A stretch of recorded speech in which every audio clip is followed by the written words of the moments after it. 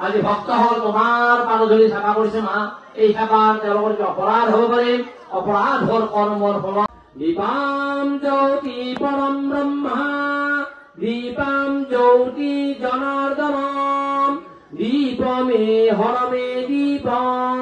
সন্ধ্যা দীপম নমস্তুতে সুপ্ৰকাশ মহাদীপ ছায়া সত্ৰক্ষৰ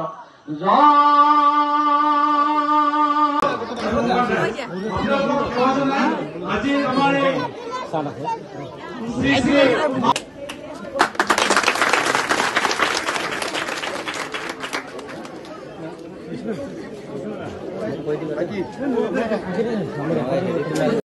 উৎসাহ দেখিছো কিমান ৰাইজৰ বিপুল সঁহাৰি পাইছে আমি উৎসাহ দেখিছো বিপুল সঁহাৰি পাইছো আৰু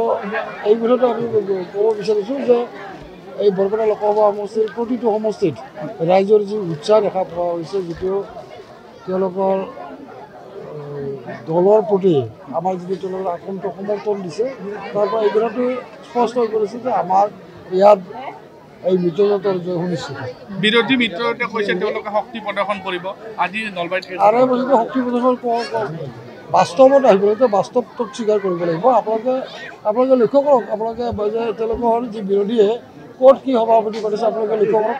আৰু আমাৰ ক'ত সভাপতি হৈ আছে সেইটো লক্ষ্য কৰক লক্ষ্য কৰিলে আপোনালোকে অনুমান কৰিব পাৰিব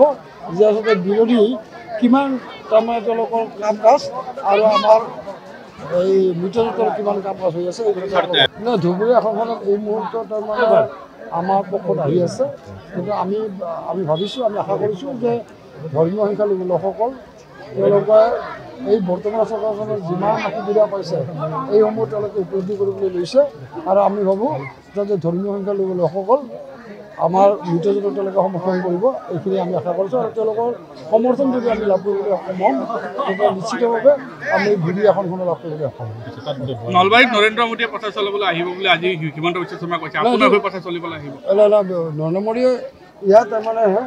প্ৰচাৰ চলাবলৈ আহিব এই কথাটো তাৰমানে বহু দিনৰ পৰা জনা হৈছে আজি মুখ্যমন্ত্ৰী ডাঙৰীয়াই কৈছে